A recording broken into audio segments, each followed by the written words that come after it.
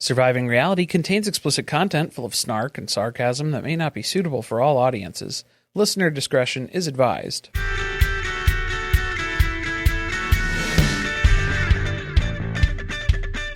Hello and welcome to Surviving Reality. I'm Corey. And I'm Carly. And Mom Talk Marathon is back. This is the beginning of our marathon this time around for Season 4 of Secret Lives of Mormon Wives. This is a little combo episode. This is episodes 1 and 2. So this is the Book of Taking Flight and the Book of Secrets, which, hasn't there been like 18 episodes that's named the Book of Secrets? I'm pretty sure. I'm pretty sure at this point. Like, we'll every single season has had to have a Book of Secrets. Yeah. Because I guess that just seems compelling. It sounds compelling. Is it compelling? You know, I don't think this is a show where people go back and binge the old season again.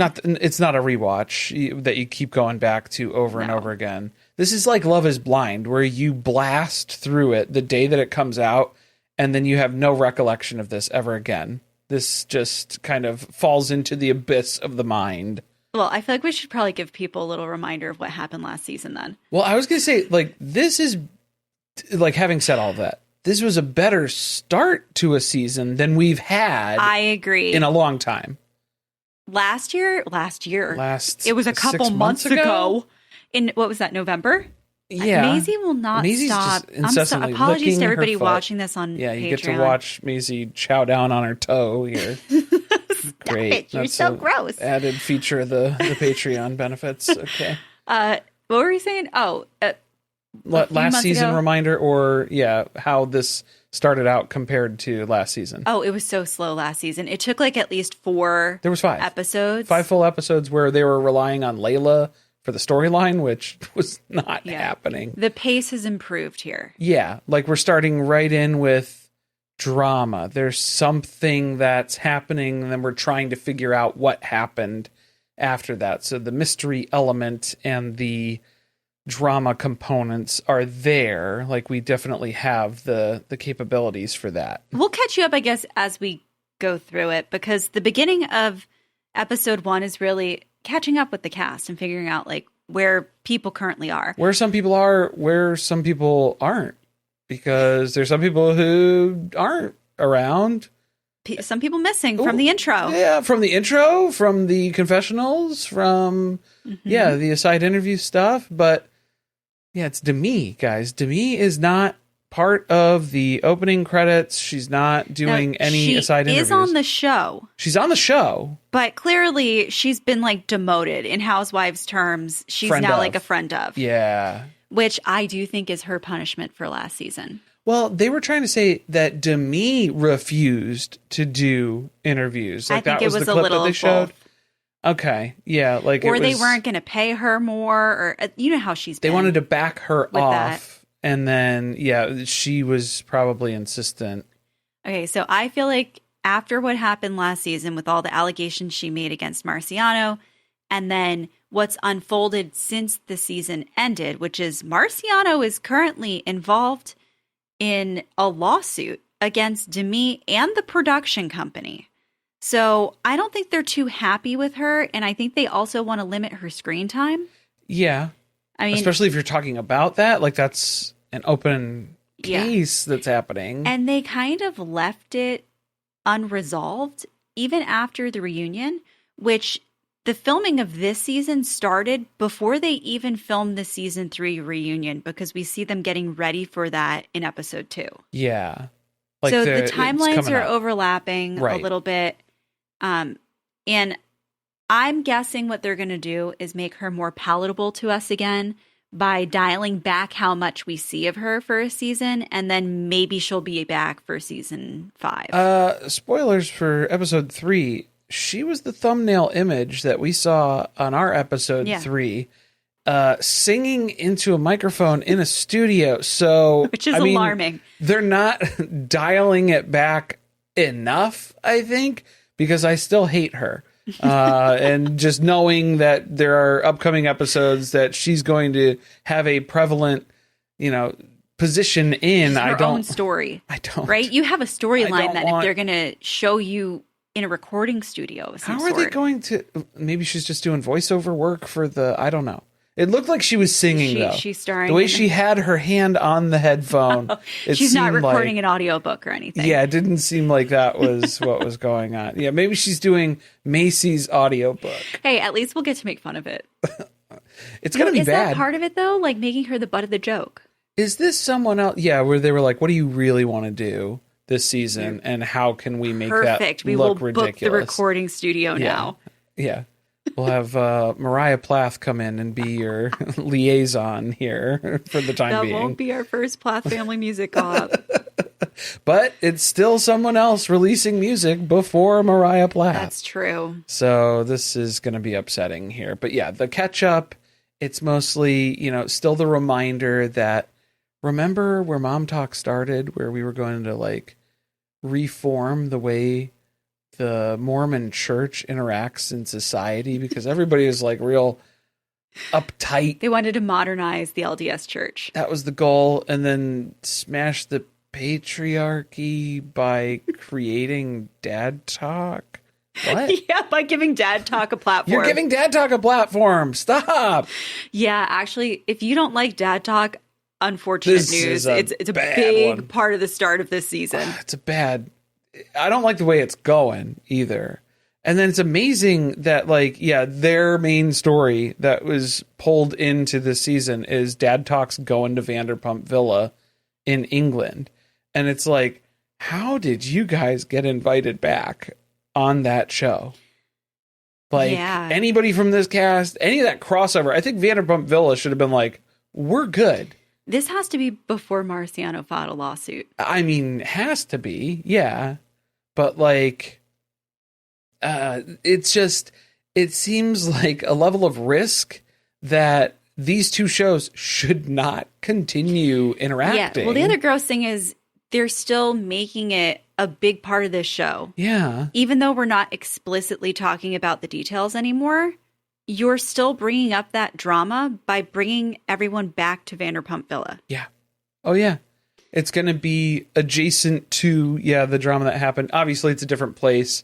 But, they're expecting Marciano to be there. So, that kind of leans into the fact that you're talking about stuff that happened without really talking about what happened. Well, what pisses me off is that now we're going to have to watch that. I don't want it's only to. one episode. I was worried. I was very worried that they were going to be so tight-lipped about this and that they weren't going to say anything. Right, and it was like, you to gotta go. Because we didn't really know when it was coming up for last season, or it was season 2 when this first came up, actually. So last time that aired before season 3 of Secret Lives of Mormon Wives came Vanderpump Villa aired, yes. So now this is, unless Vanderpump Villa already came out and I just didn't see anything about it because I don't care. Yeah. It might be the other way around. Dad Talk didn't really have pull to get to get people over to Vanderpump Villa, unfortunately. I do think they need the setup, though, of explaining all of this to the audience before they premiere that season. Right. Yeah. Because of what happened last time. Oh. But we're getting a little ahead of ourselves. Because what else? Our other updates, obviously it was weird at the end of last season how we saw Taylor and Chase meet up for, I don't know, they were supposed to talk out their issues, and then it kind of seemed like they were flirting, but at the same time we knew that Taylor had already been announced as the next Bachelorette, so we were like, where are they going with this storyline where we already know that she is clearly going to be going on a show where she's looking for a partner, but then they're setting up some type of romantic relationship between her and Chase. That's what it was kind of alluding to, but then, was it actually that? Kind of up for debate here. But he is helping her move out of her house. I mean, that's close, right? They're keeping up some type of friendship or something. You're helping somebody move. That's not just something you go out of your way and do for just anybody. Taylor's the kind of girl that likes to leave doors open. Okay. Yeah. I kind of think that's what they're doing with this. Okay. Yeah. I still don't expect that she's going to end up with anybody at the end of The Bachelorette. Right. Yeah. I feel like it's going to be that. the most explosive season yet, because at the end she's like not going to choose anybody. Oh, And she's going to go right back into filming the next season. I choose me. Yeah. And she's going to start dating Chase. It's empowering. That's what it is. That's what we're going for here. So there's no show that is as empowering as Secret Lives of Mormon Wives. Yeah, and The Bachelorette, in tandem. Put those together here, especially for how, like, would we rather see her kind of falling and tripping over herself to joke around and flirt with Chase? Or would you rather watch her do that with Dakota? Because I think those are our two options at this point. So, like, was this good? Was this better than watching them at the Country Music Fest? Yeah. Dakota and Taylor. I have reached my point of exhaustion with the Taylor-Dakota relationship. I don't care. About that. Not rooting for it. Very middle school.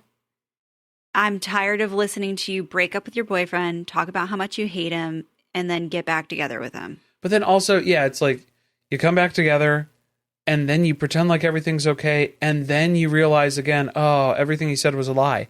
How many times do you need to learn that lesson? How many times do you need to experience repeatedly. that? It is too many times at this point. Way too much of that going on. So just stop. Learn your lesson. Move on. But I think, leaving the door open that's the problem here. Another story they're really trying to get us to be invested in is Jessi and Jordan's relationship. Which they say that they're still working on. No, you're still dragging this out. This is a divorce that's just overdue at this point. Yeah. They're saying that they're still in therapy, but then later on he was like, venting about how he's done twice as much therapy as she has. Well, I think he means that he's doing personal therapy and couples therapy. That's how I took it too. Oh, I think that he's right back where he's always been, which is there's nothing wrong with me. I fixed all my problems. Yes. Yeah. It's all you. Now you have stuff that you need to change because I had to change a bunch of stuff that you wanted me to change. Now you need to change a bunch of stuff I want you to change. And he has done it in record time. Yeah. Because they have not even filmed the reunion for last season. And he's declaring that he has fixed everything that was wrong with him. He's not the same person anymore. All better. Yeah. all like, bullshit. There's nothing else to do on my list. I have no other work to do.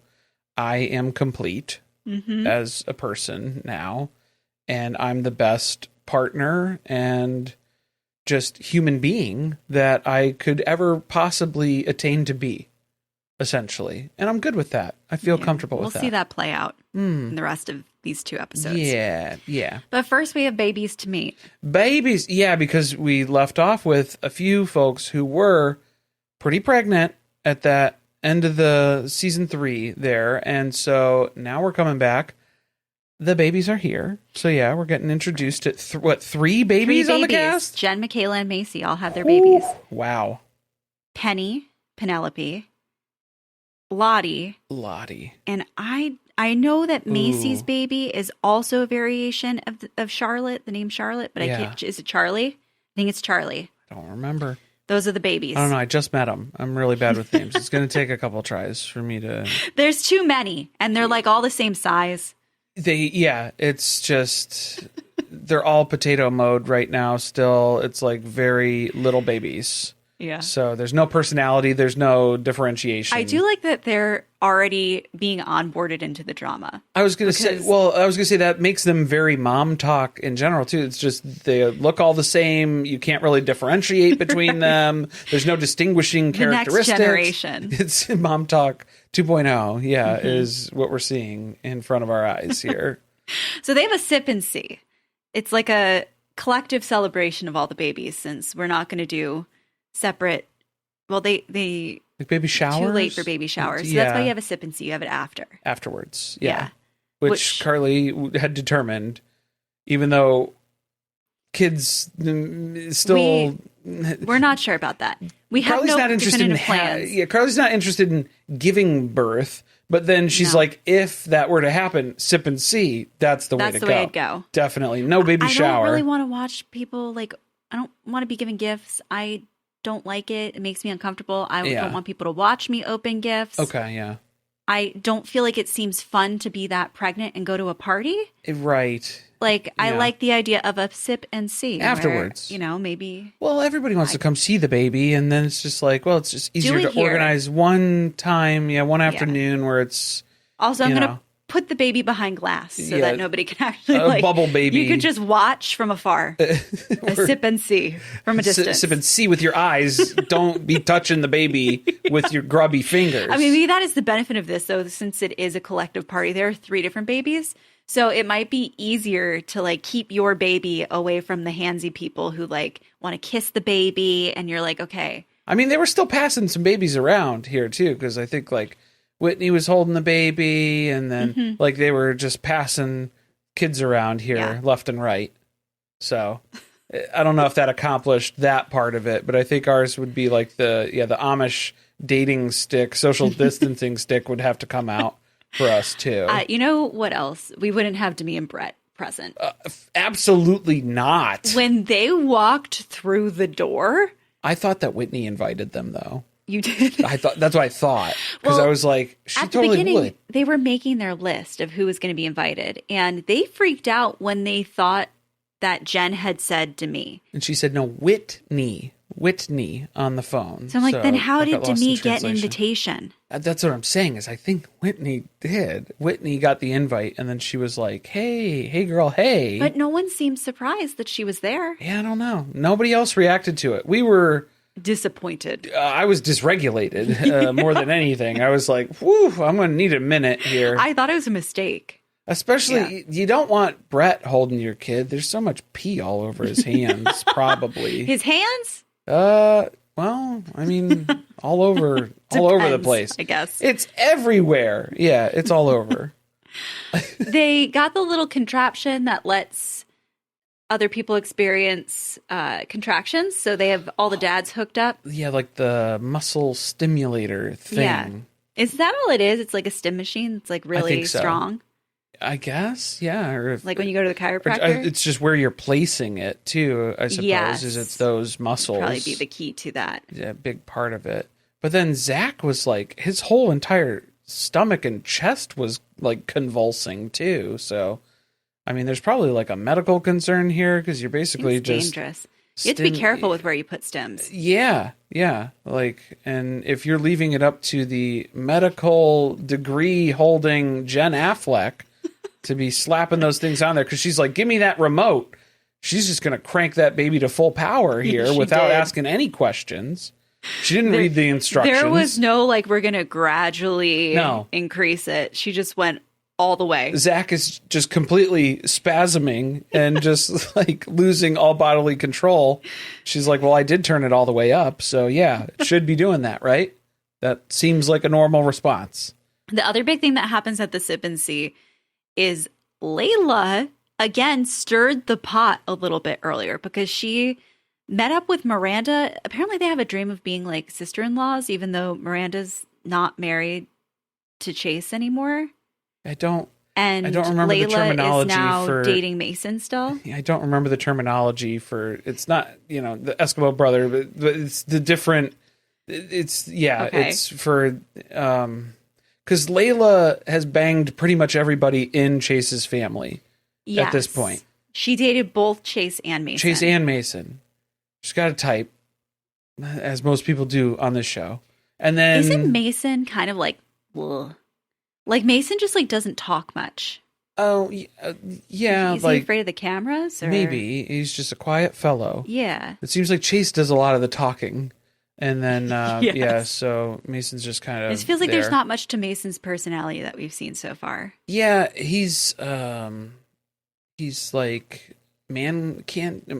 candy, candy, he's just like he's something to look at. He's a hunky, sort of. There's not much other substance there. No, he's not going to carry a conversation. I don't think that's not his strong suit. But they met earlier, and Layla got Miranda upset because she was like, "Look, that little meetup that we had at the end of the last season with Taylor and Chase, that was a date." So to call it a date seemed like a stretch. to me because that didn't really seem like there was like a romantic element. Okay. Did it get a little flirty? It got uncomfortable. Yeah. But like, I think that was what caught Miranda off guard. She was like, oh, that wasn't pitched to me as like when I heard about it, it was not presented to me as a date. It was like a conversation, coffee, afternoon, like discussion, They're having apology. a little chat. Yeah. That was the intention that we were told from Chase's end, was that he was there to apologize to Taylor. Right. And then so what she's now finding out is where it's like, well, it started with coffee, then it went to like restaurant for a meal. So then what is that? Because now it's shifted from one thing to another. You only got part of the story. So now Miranda's just kind of like weird with it, Well, yeah, because she already obviously has trust issues with Taylor, given everything that happened. Taylor and Chase in tandem, like that combo. Yeah. For Miranda is kind of like, we haven't always been the best at communicating. No. And also, they've been working on their friendship, and now it feels like, well, are you not telling me everything? Because if you're going to keep me in the dark about big stuff like that, I don't think this friendship's going to work out. Yeah, it's uncomfortable at best. She was like legit in tears about it. It was upsetting. Yeah. Yeah, that was upsetting. So, well, Layla's kind of throwing some gas on the fire here that doesn't need to be there. So that was the other thing where it was like, wow, you really are emotional about it, huh? That's very upsetting. Yeah. I wasn't really prepared to figure all that out. No, she likes it. She's like, oh, I'm doing my job. Yeah. I'm securing my my seat here for next season. Yeah, not being downgraded to friend of. Don't want to run that risk. But at the sip and see, basically there is a confrontation between Miranda talking to Taylor about what was that? How did you classify that? What would you quantify this relationship as? Mm-hmm. And it's just, nope, that wasn't my intention. There wasn't anything, romantic about it or anything like that. We're not pursuing that. So I was weirded out, though, by the fact that they've still been hanging out afterwards. Like, with like the helping move and stuff. Well, she was saying that like since the apology, they've been able to kind of rekindle friendship. They were friends for a long time. Yeah, I'm just wondering if Miranda knows all of that. Right. Yeah. So like, are you disclosing the friendship at that point? Like that? Like how much you're seeing each other, even if it is just in a friendship capacity? Yeah. Which, I don't know. I don't really fully trust Taylor, to be honest. No. I don't think she's very good at, like, boundaries. So yeah. For, like, yeah, we've seen how that worked out with Dakota, where she's done with Dakota. She's not doing a relationship with Dakota. It always comes back to Dakota. 10 out of 10 for the soft pretzels that they served at this shower. The soft pretzels look good. It did. Yeah. It did. It seemed like that was the only thing Taylor had eaten all day. She was really wolfing that thing down, man. She was like savoring it though, too. Like deep, heavy sighs in between. And Miranda's like, by the way, let me interrupt what you have going on over here. I don't mean to interrupt, but there's something I need to talk to you about. Yeah.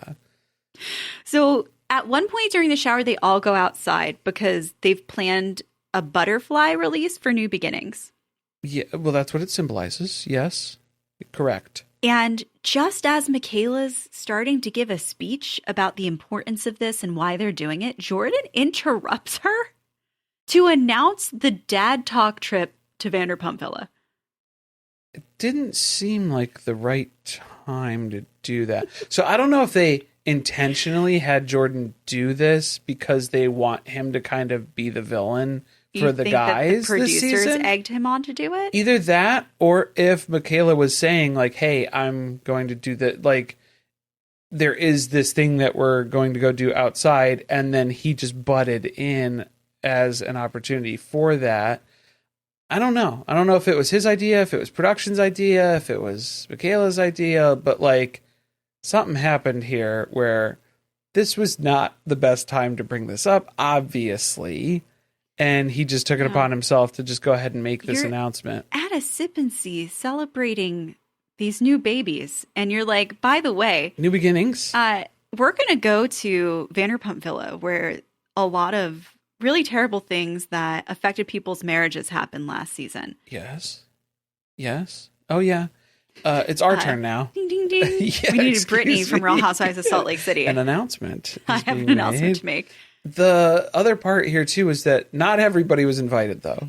We had to clarify who specifically from Dad Talk was invited to Vanderpump Villa. Literally everyone, including people who aren't in Dad Talk. Chase and Mason? Yes, were Chase invited? and Mason. They're not in Dad Talk. Dakota's going, even though Dakota's like, I guess he's like an honorary member of Dad Talk, but He was he's like a not co-founding member of Dad Talk. But he's not currently married to anybody in Dad Talk. Right, but he is a dad of someone in Mom Talk. So I think That's that true. if you have a kid with somebody, so that's what I'm saying is where for Chase and Mason, it's like that's a stretch. Yes. But for Dakota, that makes sense. He at least has a child with someone in Mom Talk. Okay. So he could fair. be in Dad Talk. Sure. Brett, not invited. Brett's not invited though. I wonder why. Because Vanderpump Villa, they didn't want to have to do the sheets after. Probably because they were like, there's not enough bleach in They're the worried world. about being embroiled in another controversy that may end up in another lawsuit. Maybe, yeah, some of that too. Probably is an element. No, Demi had the nerve to go, I wonder what it was. I guess we'll never know. Right, yeah. Funny haha sort of moment. I wonder who from it was, Demi. Well, and especially like Marciano's going to be there. I guess they trust Jordan to be around Marciano. They don't trust Brett to be around Marciano. Yeah. Even though Marciano and Brett seemed like they got along real good. Brett was sending him food on DoorDash and stuff. That's true. And, Didn't seem like there was any bad blood between them. Right, yeah. It seemed like they were pretty good. At least for a while there. So I don't know why they'd be so worried about that meetup. I don't know. I know Marciano and his brother were going on podcasts like calling Brett a cuck. So I think that may not have helped with things Marciano didn't afterwards. say that. No, he didn't. He let his brother do the talking. His brother heavily implied it. That Yeah. maybe that's what Brett's into. I kind of get the vibe that this deal was either Jordan goes or this doesn't happen. Because he kept making it like he was going because it was an opportunity for Dad Talk and he didn't want to like take that away from them. Okay. Yeah, I don't know. It just makes you wonder how much production is trying to drive the story here and like the depths that they will go to create more drama. Well, I don't know. Yeah, or was that just because Jordan was basically making it about how he's the founding member of Dad Talk. He's like the leader. He does own all the merch. He's like the leader of Dad Talk. And how he's trying to break Dad Talk out of this where we're not just, living in the shadow of Mom Talk and riding those coattails. We want to have our own opportunities where we go on the same show just a year later than what Mom Talk did. And then it's different though, because it's not the same thing. It is in a different place too. It has most of the same staff though. I do think a little bit that Jordan is trying to prepare himself for post-divorce life where he wants to be his own person independent of Jessi. And I think he knows that like his social media following and all these opportunities, they only exist because of the show and the connection to Jessi and Mom Talk. So you got to build that following on your own. That's why they're working so hard to build Dad Talk into its own thing. That was what, like Layla had that suspicion, I think. Layla, Miranda, there were a couple people who were kicking around that as an idea of like, do you think it's just him trying to like get a payout here? Right. It seems like maybe it's a little advantageous for you to want to pursue opportunities where you get paid and maybe you create more of a following or open the doors to more opportunities on other shows or whatever it may be. But everybody's still just standing around. They're like, are we going to let these butterflies go? Or like, are we still just, you're like really excited about going. Everybody else is just kind of like, yeah, cool. It's a free trip, whatever. So was Jordan's ulterior motives too? He wanted to have a confrontation with Marciano, maybe as like part of that because he was going to be there. So yeah, maybe that was the contingency that production was making it abundantly clear that Jordan needed to go because they wanted this drama and kind of a resolution of some kind between Jordan and Marciano. Is the butterfly thing an ethical thing to do? I don't know. It's better than releasing balloons. Yeah. Definitely. I'm just wondering. I don't know the answer to that.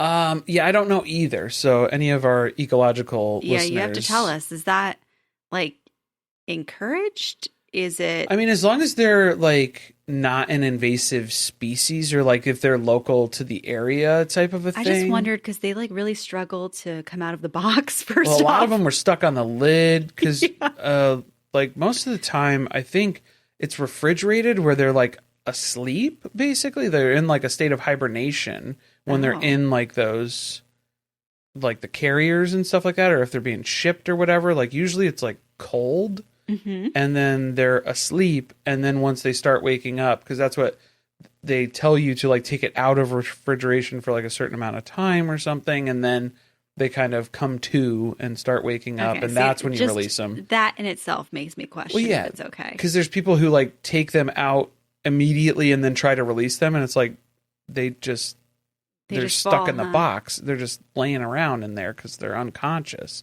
So I think that's what Michaela did. I think a lot of them were on the lid. Yeah, so I don't know if they all came out. I don't know. I don't know if everybody's okay. They missed their cue because Jordan had to interrupt. Well, yeah, they were waiting around all this time. And it was just like, maybe that was it. Yeah. It was, they didn't take it out of refrigeration long enough. So they were like, hey, Jordan, you need a vamp. So like make the dad talk announcement now. So then that way these butterflies they need to defrost. At least a few of them, can take flight here at the end of it. It is really odd that Jordan like really, really, really wants to go on this trip. He's very excited about it, very eager about it, when he should be the person who should be like maybe the most anxious or kind of hesitant. Yeah. But he can't wait to pack his bags. Connor is like, I don't know. I don't really want to associate with Marciano. What did he call him? Marciello? I don't remember. Marcial. Nobody can say his. Now I think they're doing it on purpose. They are. Yeah. I mean, obviously. Because last season, Jen with Marcello. Yeah. Although, bless her heart, that was. I don't know if that was her making up a name. No, I think that was her remembering. I think she legitimately could not remember his name and thought his name was Marcello. Correct. Yes. I think she would still call him Marcello if nobody corrected her. Probably. Yeah. She wouldn't know the difference here. Yeah, he's like, I also think it's weird that Jordan's going to go because, like, you're probably going to get yourself in trouble having to interact with Marciano. Well, because that's the split, too. There are some dads from Dad Talk who are like, I know better than to go on this trip. This trip only spells trouble for anybody involved here. Yeah. There's some people who are, like, I think being forced to go against their will, too. There are, because the moms of Mom Talk are like, I need my inside line informant. I need to know what was going on. So that's why they're forcing, specifically Jace and Macy's husband is Jacob. Because Macy didn't go on the trip last year. No. So everything she's heard is like secondhand information. So she learned pretty quick. She's like, you got to have. Someone's got to be there. Yeah, you got to have a dog in this fight. You know, like he's got to be there, boots on the ground, and you got to make sure that that's what's going on here. Now, Jordan has not really made a lot of progress with Mom Talk. I mean, Dad Talk's going on a trip with him. Right. But the women still hate him. Rightfully so. Yeah, for good reasons. They have lots of reasons to pick from here. But yeah, this is where like we were getting kind of another glimpse into where Jordan and Jesse's relationship is, where it's not any better than what we saw last season. Well, no. Why did they go to the arcade? That was the Bon Voyage get together. Oh my God, they had a goodbye party? Before the Dad Talks take off and head to England. Okay. Yeah, that's what's going on here. So then they're not leaving on a very good note because Jessi and Jordan, there's already tension. You can tell that they had a fight. They're arguing as they walk in. Mom Talk spots that Jessi has her very large Louis Vuitton overnight bag. Well, and so even Louis Vuitton makes mistakes. So they know that she stayed at a hotel. Herman Munster bag. She's got to tell now. Yeah. This has happened so often that they know that when she has her big bag, it's because she's staying at a hotel. I started spotting it later on in the other episodes too. That we so far when we've watched 1 and 2, it was like, maybe she's just carrying it around more often now. She's trying to, yeah. She's trying to differentiate it, and it's like, no. I just really like this bag. Okay. Okay, Jessi. So they're not getting along. They're arguing. They're coming in. They're getting caught up. Everybody's playing various arcade games. I think what Michaela and Macy are like in a zombie apocalypse, fending They've up. got like a 3D, like a VR headset. A VR headset on. Thank you. With the oh my God, what with the gloves, the controllers and stuff. Like, I don't know what they're doing. They are like fighting for their lives. They're fully immersed in some type of experience that is not the one that is happening in the other room. Because then there's a conversation that's happening not too far. Because every once in a while you would hear Macy and Michaela screaming too, like in the background. So they had to show them like really getting set up for the game beforehand, because they were like, you're going to hear a lot of noise in the background of this. So you need to understand where that's coming from. And it's these two. So the other women are talking to Jessi about what happened, and she admits to them, like, yeah, we got into a fight. It's not good. I stayed at a hotel last night. And they just let loose about how much they can't stand Jordan and the fact that they really want her to get a divorce. But they'll support her no matter what she does. Yeah, we'll be here for you either way, but like, I would respect you more if you left him. Like, if you guys got a divorce. Like, that's the point that they're at right now, is where it's just, you're miserable. So how long are you just going to keep dragging this out where you're like in denial about ending this relationship? It's not good for either of you, because then he's complaining about her, about this is when he's touting how he's done more therapy, how she has stuff she needs to change now. And so it's just like this just gross dynamic between them now that they're like both entrenched in. He's gross. Like, remember the argument they had last season where he was yelling at her on the couch? Like, when he said, I stuck around while she had a fucking affair. Yeah. I was like, there it is. That guy's still here. He's going to hang it over your head about how, he did the noble thing of forgiving you, so now you need to forgive him. Because then that's what people were getting suspicious about. Why is this dude so amped up to go on this Vanderpump Villa thing? Like, is he just seeing this as like a hall pass trip? Is he just going to use this as he's going to go cheat on Jessi and be like, well, now we're even. Now you have something you need to forgive me for. Even worse than that, because the Mormon twist on this is going to be that he goes and behaves, and then he gets to lord it over her for the rest of time that he went on the same trip she did and he didn't do anything wrong. Right. Yeah. Okay. Mm-hmm. Oh, boy. Yeah. If you're already at the point where you're just going to constantly throw that back in somebody's face, then it doesn't seem like you're ever going to probably get to the point where you're going to be able to move past it and genuinely like have a relationship that works from there. That's resentment. Like, there's a baseline of resentment that's in that. So that's not good. That's not healthy. That's not productive. But he's done all the therapy. He's worked through it. Right. Well, he should know that then, right? is my argument. Layla is really tired of dealing with this man baby. Yeah. And so she calls him out for basically like encouraging the other guys, but especially Mason, to like hook up with people while they're there at the villa. Like, he seems to be egging some of the other guys on to have a little fun while they're gone in England. Yeah, like the single-ish guys, the non-married guys. Yeah. Who he's quantifying as single. Because, of course... Well, that tells you something too, doesn't it? I guess, yeah, like to an extent. Because, well, Dakota is single. So, like, sure. Root him on. Dakota wingman. purports to be... Purports? And he... Yeah. Is that the right word? Yeah. Purports to be single. We don't know. Who knows what he's told whatever woman he's sleeping with? Who knows which family member of Taylor's he's banging this season? We don't know. Like, there are women in the shadows everywhere. I'm sure we'll find out eventually. It was a tasteful silhouette. Okay, it wasn't, obscured nude of any kind. He's been hiding from the cameras too. We still really haven't seen him yet. He's knowing to, like, I gotta limit my interactions here to an extent. I suppose.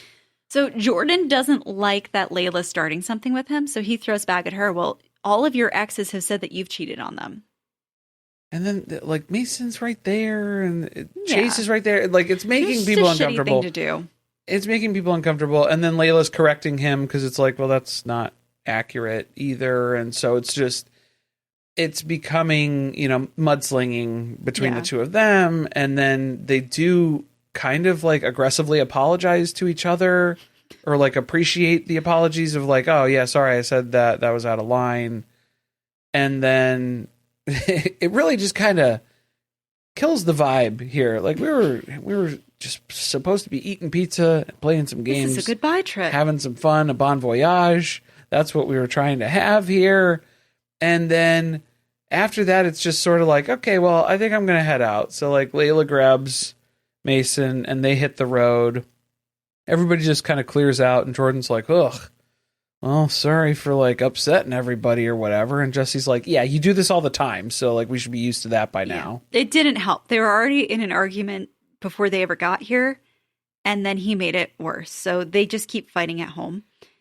I guess they've installed best part, the Married at First Sight cameras in their house. Yeah. So we can watch them fight with each other. ADT monitoring and feeling safe or whatever. My favorite part though too was when Michaela and Macy like rolled up after everybody cleared out, because they like just took their VR headsets off and they're like, where's everybody going? What happened? Because they had no idea what was going on. The whole thing. Yeah. But meanwhile, back at Jessi and Jordan's house, it's just they're continuing arguing. She's going back to the Hyatt, whatever hotel sponsorship they had for this. Something like that. Whitney and Jen are going on Dancing with the Stars because we're watching something that's already played out. Yes. That we already know how it's going to end. So this is now like the Sister Wives experience. Yeah, we're behind, and then we're seeing the behind the scenes afterwards, after the fact. I really hope they don't like belabor this too much. If they show us anything, I hope it's like behind the scenes stuff that like I think people would be interested to see them like maybe rehearsing or talking about whatever drama's going on between the two of them, because Jen's kind of hoping that this will help their relationship because she and Whitney really haven't historically had a perfect friendship. But from what we know, at one point she was like rooting for other people to win over Whitney. Yeah. Well, because the other issue that they've had too is where like Whitney is real close with Demi still. And Jen is like not into that. Mm-mm. So I don't know if there's like a split that happens after like filming the reunion or something, like if that brings us to a boil for them or something. So maybe it seems like Whitney has like a nice little meant to be light in LA based on the previews that we saw for the whole season here. Mm-hmm. Of like she's very overwhelmed, she's very stressed out, she feels like there's always just this constant pressure. So I don't know if that maybe she's kind of directing some of that frustration and anger at Jen then too, because she's there. She's the only one in front of her. Yeah, basically is what's going on. Plus, we see a little bit of tension building here because Jen and Zach are having some trouble finding a rental here in LA. Okay. They said that they looked at hundreds of Airbnbs and were not able to find anything. Yeah, because nothing would suffice for all of the shit that they were bringing in this full U-Haul. Okay, that's true. They did pack like their entire house. When they said they moved to LA, they moved. They moved to LA. They did. They meant it. They promised and they delivered. Okay, I really need a spin-off show with Jen and Zach. Now, I don't know if they could star in their own show necessarily, but like I really have grown to enjoy Zach. Like when he was talking about the drive from Utah to LA and how he started to hallucinate that he was seeing little animals run across the road. How long? Well, yeah. And with his like, whatever his hat situation was with like. He had like a Survivor headband. Yeah, like it was like a t-shirt fashioned into a head wrap for himself here because it's so hot and they're moving all this stuff. But that's what Whitney is realizing. Oh no, Connor has invited them to stay at their Airbnb while they're still looking for a place. And so that's when they're finding out the U-Haul comes rolling up and Zach's like, well, we're going to bring some of the stuff in. Not all of it, but just, like most of it, just the useful stuff. And Whitney's like, we packed 4 suitcases to come here.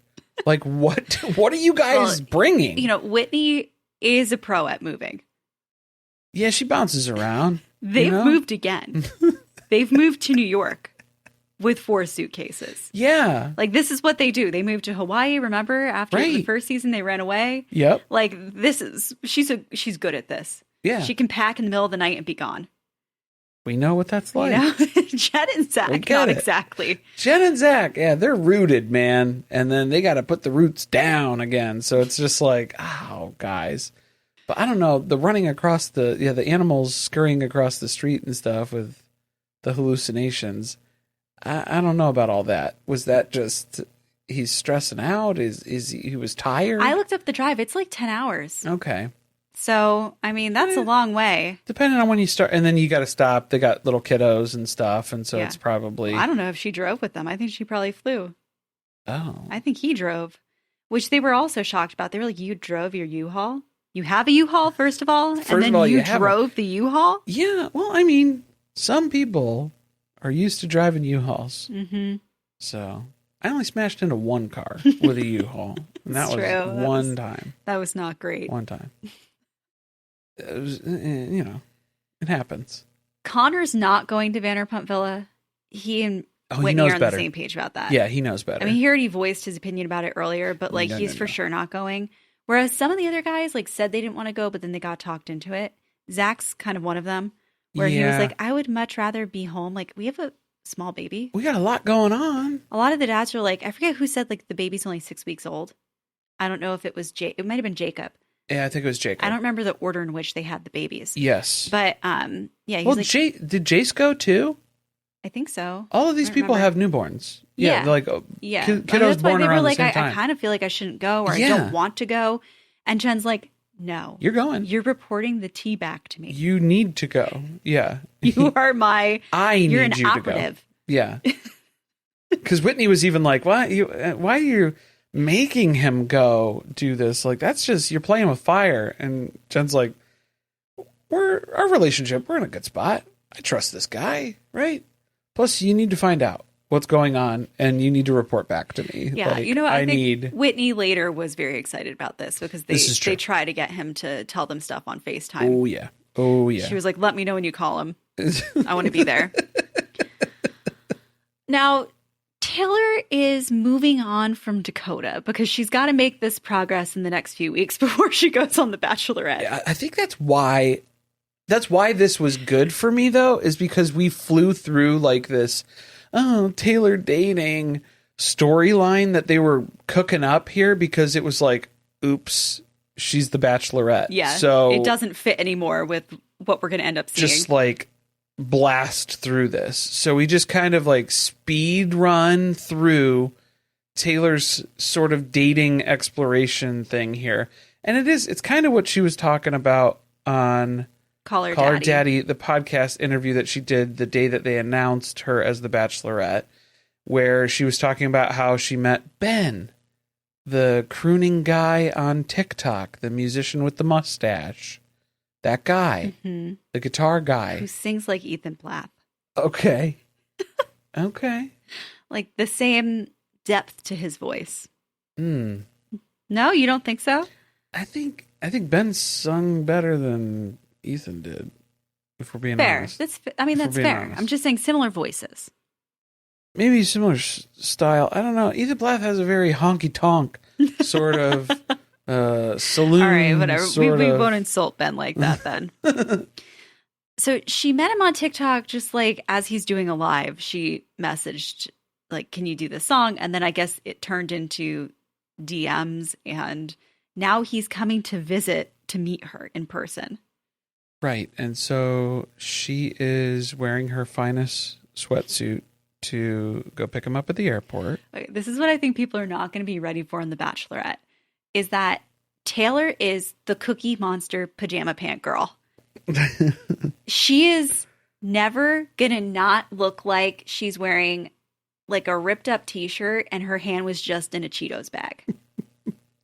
She did talk about this on the podcast too, on Call Her Daddy. She was like, I'm going to wear my Crocs. She's like, I'm comfort. Yeah, comfort first, where it's, feet in the Crocs, sweats on the couch, and like that's pretty much it. That's my speed.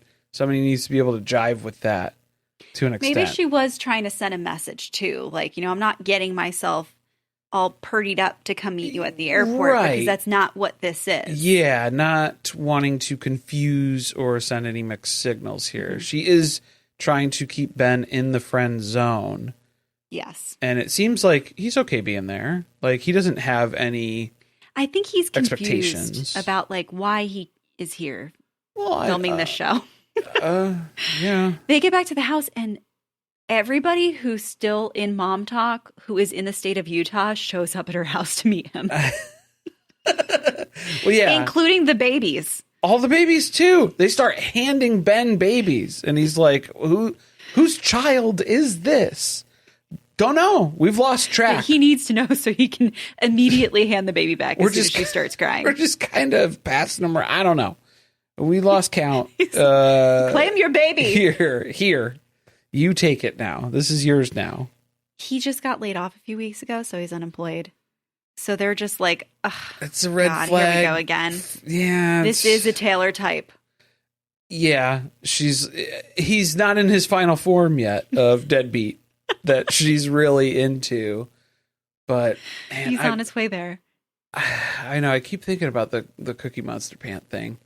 Where it's like, doesn't Taylor, she just seems like the person that you hear about at school who like gets expelled because they got in a fist fight with a substitute teacher or something. Like, she just always has that sort of energy and that presence about her. I think it's because she looks very unapproachable, but then like you get to know her and you're like, oh, she's kind of nice. You get to know her, she's fun and nice. But she's also like a mess. Like, she's always got some type of drama surrounding her. No impulse control either when she's upset about stuff. So it's like she does the craziest fucking thing. Yeah, you never know when she's going to fly off the handle. Yeah, and she's going to pop off and it's like it's 0 to 100 and you have no idea what's going on.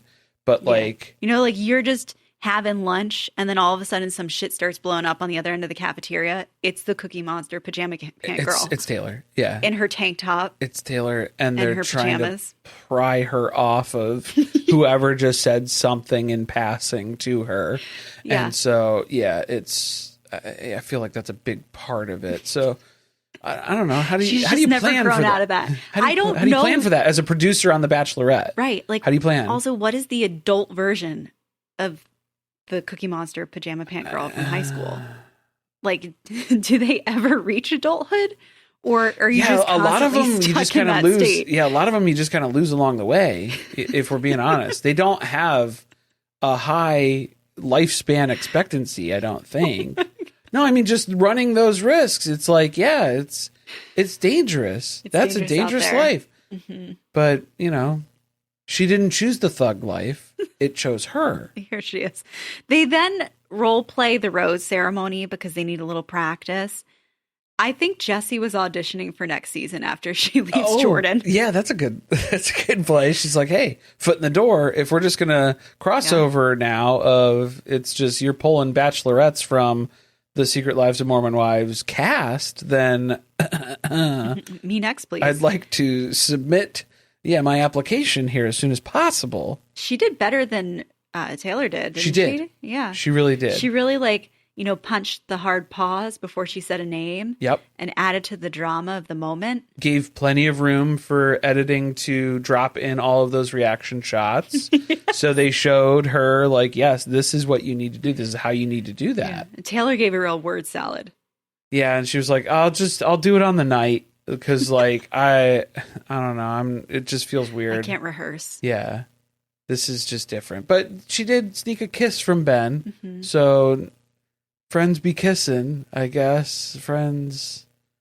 It is weird to rehearse this with a guy that she's claiming they're not going to hook up, that they're just hanging out. Hanging out. So that she can practice dating before she goes on this show. Yeah, he's like an icebreaker for her, because if she's just going to go end up dating 30 guys simultaneously on The Bachelorette on camera, that's a lot of pressure. Like, she is only used to baiting Dakota into like a mistake of spending the night and then pretending like they're together again for a week until something else blows up. Start the pattern over again. Yeah, so like that's her dating experience right now, and it's like, yeah, that's not going to work for this show. I think it's weird that like her head's not in the place of maybe one of the guys who's on the show is like actually there because they're looking for like a life partner, and they might find it concerning that you flew some guy out from TikTok to come stay at your place just a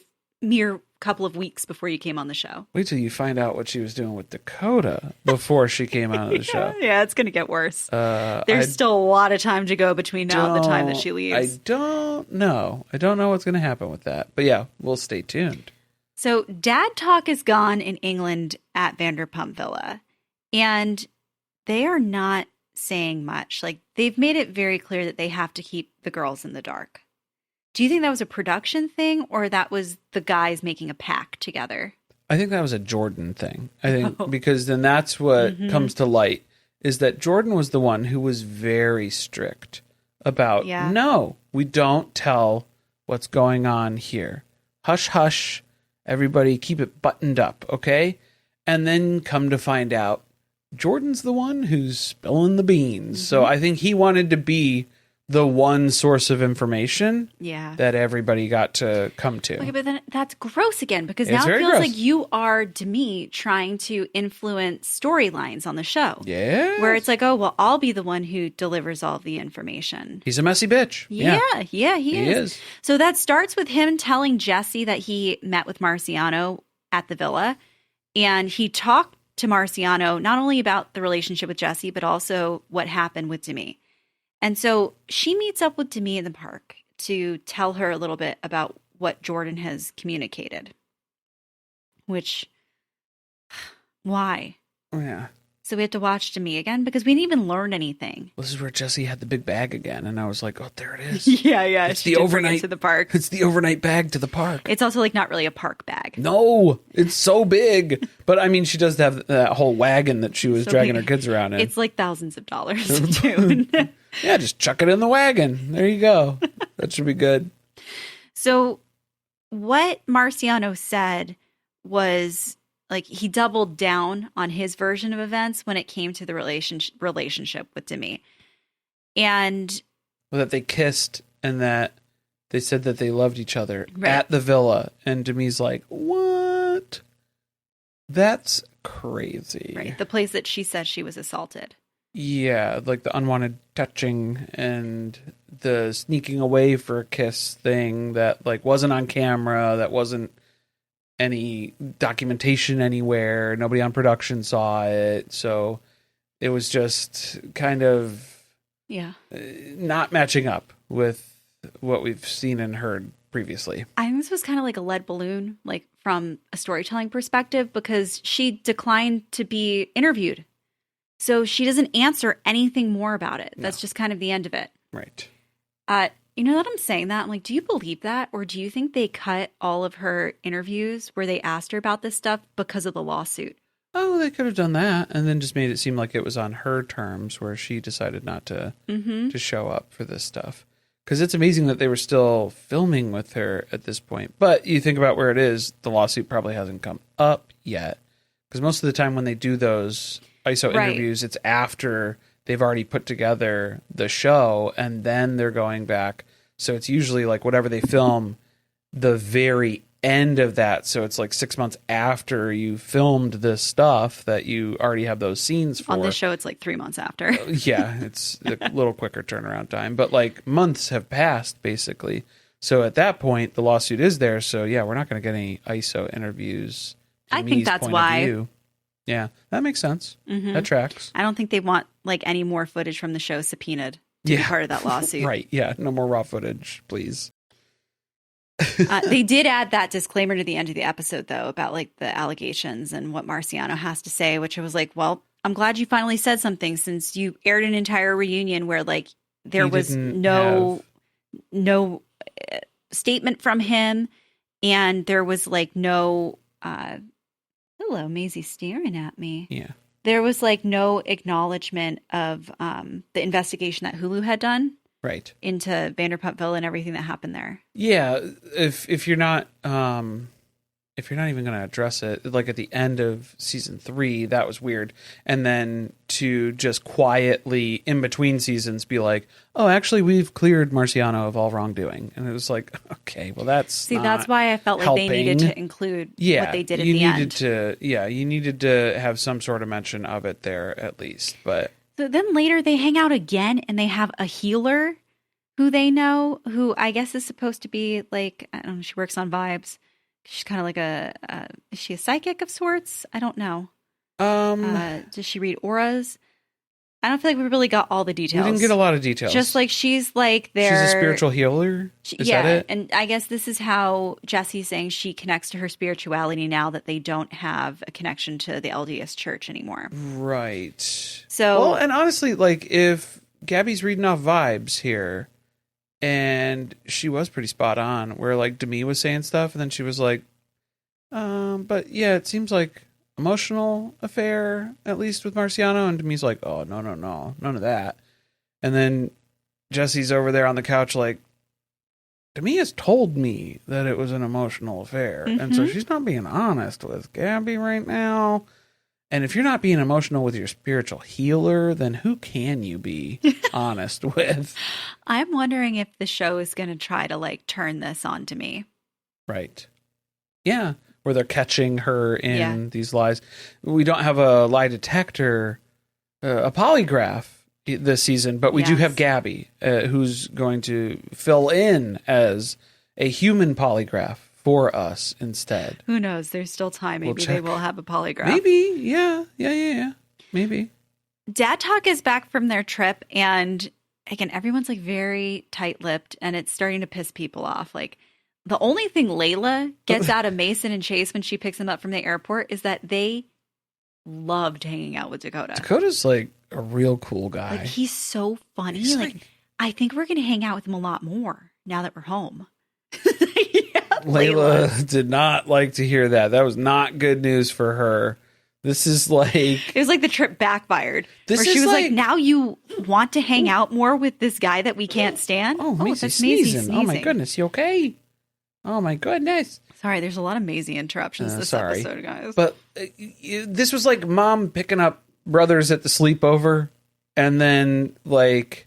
finding out that like some weird dude was they're there. Hanging out with the kid that you told him to stay away from. Yeah, and then they're like, man, he's real cool. He has like a butterfly knife, and we were playing with matches, and like he's got a whole bunch of fireworks and stuff. And Layla's like, maybe like no, we're not. Let's not do that, right? Like that's probably a bad idea to keep hanging out with this guy, right? So like, not good news so far. No. And then Jordan's busy spilling all the tea. Jordan, they did flashbacks of like, okay, it was Jordan and I always forget his name, Jacob. Jordan and Jacob who were talking about it. And then Jordan's telling Jacob like, oh, don't say anything though.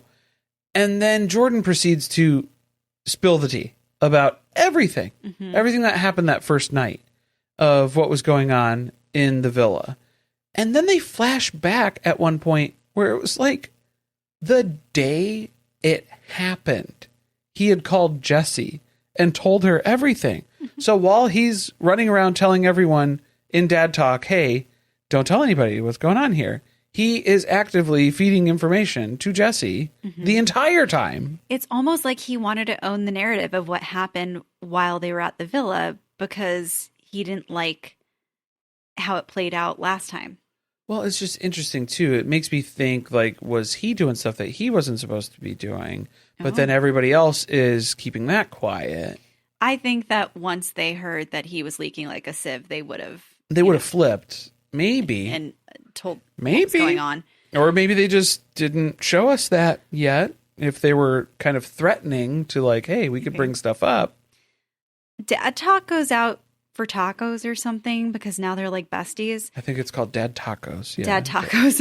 And that's when everyone else finds out because Jacob is the one who tells the rest of the group, like, yeah, Jordan already told everyone what Dakota did on the trip. Yeah. Because he told them that Dakota slept with somebody Yep. And then that day that he called where they were still on the trip, he had told Jessi that there was some type of four-way kiss that had happened, which I don't know. Does that mean it's like, was it just Dakota on the dad talk end? And then like 4 people from Vanderpump Villa? Well, like 3 other people. 3 people. I'm sorry. Yeah, I'm sorry. Can't do math. Well, I don't know. Yeah, I don't know. I don't know what a 4-way kiss is like. I'll be completely honest with you guys. I don't know how to come I guess together, we'll get come to to see the terms with that. logistics of it on the show. Yeah, I don't know. Yeah, I don't know what that looks like. Yeah, so like you said, he was the one who was pushing everyone to keep quiet, and then he's the one telling everyone everything. So Chase gets really, really mad about this. Yeah, this is a complete flip because just a few seasons ago, it was Jordan who was in a Chippendales outfit yelling at Chase to take ownership and then making him apologize and then having him leave. Right. This is when the whole Demi saying that Chase put his hands on her. Putting hands on an unwanted touch at debacle. the Halloween party. So now it's a flip because it's Chase telling Jordan he needs to take ownership of, he was telling everybody to not say anything, and then he's the one blabbing and running his mouth everywhere. So it's like, well, now you need to own up to that. You need to apologize to Dakota because you're blowing up his spot over here and you're like airing all this stuff out and then pretending like, oh, it's a secret for dad talk to keep, and then we're not going to divulge that information, but you're running around telling literally everyone about it. He's a rat. Yeah. I don't like him. You can't trust him. Well, and then he doesn't like Chase now because Chase was holding him accountable. I mean, was Chase hitting below the belt in some things? Because he was basically bringing up, well, I guess this is why your wife sleeps at a hotel every couple of weeks and stuff. And it's like, well, to be fair, it's more often than that. You know what? I liked one of the guys holding Jordan accountable. Yeah. Because I feel like so far, a lot of the guys have been in his camp where they like defend him. Yes. Or they just straight up don't say anything because they don't want to get involved. Yeah. So yeah. And thinking of it like it's the like Jacob. Like Jacob is like, oh, I'm on Jordan's side, but then when Jordan does something that's not right, he doesn't call him out for it. He just kind of rolls with it. I think that maybe that's why they pushed to have Chase be more part of the show. Because they needed somebody who was in dad talk to actually say some of this stuff and cause drama. Because otherwise, everybody would have just sat there and been like, wow, why did you do that? Yeah. And then Jordan would have used his excuse of, oh, you know, I'm working on my marriage. So, like, I have to be transparent and honest with Jessi. Right. That's what he's trying to say, is that the reason was they got into a fight. The whole fight was how they need to have a relationship where they can talk about anything. So he was doing that in, you know, the good graces of trying to align with or improve his standing with his relationship with his wife, where I had to tell her everything that was going on. And that's at the expense of my relationship with you, Dakota, which Dakota's like, oh man, that doesn't look good for me. But it's like, dude, the cameras were there. I think Dakota was like, less upset about it than Chase was. Yeah, Chase was very upset about it. And then, I mean, Dakota had to know that it was like, it's filmed. It's going to he's also like, it's really not the worst thing that I've done on this show. Honestly, yeah, it's catch me if you can, is Dakota's motto, I think, for the most part. But it was just weird for Jordan to spin that as like, oh, I'm trying to fix my relationship with Jessi. Yeah, that was bullshit. And that's why I'm doing this? No, I don't think that was the reason why. Also, I mean, that becomes clear in the way this episode ends, because Taylor comes over to Jordan and Jessi's house because they're getting ready for the reunion. And as usual, her life's a mess. She has not gotten herself a dress for the reunion, so she has to shop out of Jessi's closet. And Jessi already has stuff lined up, ready to go, pick something out.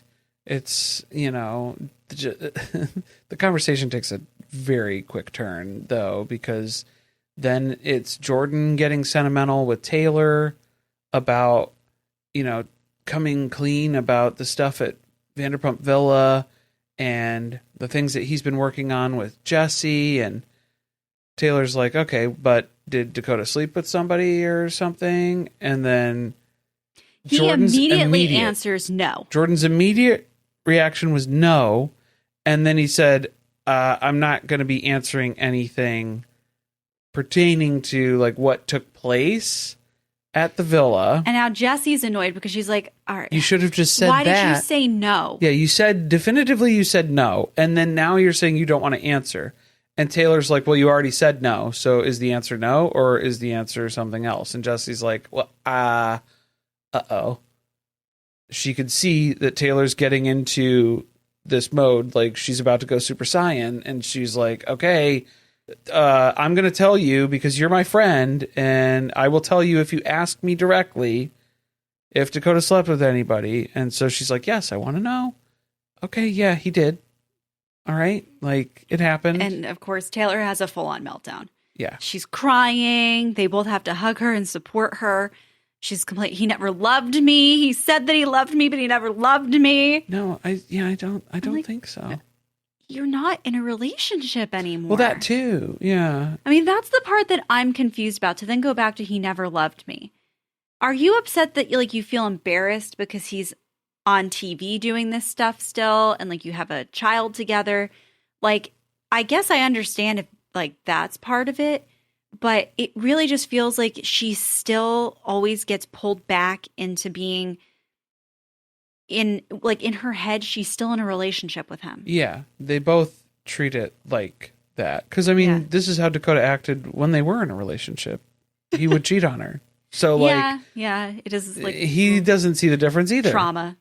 Yeah, but I mean, like, you know what I'm saying? Like, this is Taylor seeing it as, oh, we're still together too. And it's like, well, yeah, I could see Dakota in his mind kind of treating it the same way too, because they co-parent. They're still interacting on a regular basis. Right. It's not like a relationship that you can just cut off. Yeah. It's since the kid is involved, since it's baby Everclear. Everclear. I'm sorry. Yeah. Baby Everclear involved. We haven't seen that kid on camera yet, though. Maybe he's getting too big. I wonder if, like, maybe Dakota's not letting him film. Yeah, that'd probably be a good call. That's the way parents on TV get back at each other. Now you can't film the kid. Right, yeah. Mm-hmm. Yeah, just to make things difficult, obviously. But, yeah, that's where we leave off. And then... the rest of the season looks like a shit show. The rest of the season, I can't really, like, tell... This is what I'm saying, is, like, the first 2 episodes of this season... way better off than it took 5 episodes to warm up last season, because it was a heavy lift. Those first 5 episodes where it was like Layla and Jessi trying to carry the storyline, and it was like, ugh. Well, that's because like almost nobody was filming. Yeah, so that was a struggle. So now, got the like, A-team back. We immediately hit the ground running here. By the first 2 episodes, I'm invested. I am interested to see what else happens. So I do care where the story's going for most of the people involved. Some people, not so much. Yeah. But we have to have some villains, people we don't like. That's what I'm saying. It's like, even the people that I don't root for, I still want to know what happens. I am still invested, though, in the story. So great improvement, season over season, comparatively, for the first 2 episodes right out the gate. Mission accomplished, I would say. Hopefully... we can get like a full story season arc that we can land this fucking plane at episode 10. That would be a miracle. Beautiful. That would be amazing, because every season I'm like, this show has potential. And then it's just... yeah, it gets really close and then they just drop the ball. It hits flat. It's a sour note. Something happens where I'm just like, it's leaving a weird taste in my mouth afterwards, and not just what Brett and Demi are doing, you know? So, like... the Fruity Pebbles. So, those elements. I think it's definitely has the potential for a good season to be had here, and I'm hoping for the best, is what I'm getting at. Well, we'll find out, because another episode drops tomorrow. 2 episodes. Well, right. Yeah, well, 1 episode from us. Podcast. We'll continue doing 2 episodes at a time. It's the Mom Talk Marathon, you guys, in case you forgot. That's what's happening. Thanks for listening. See you next time.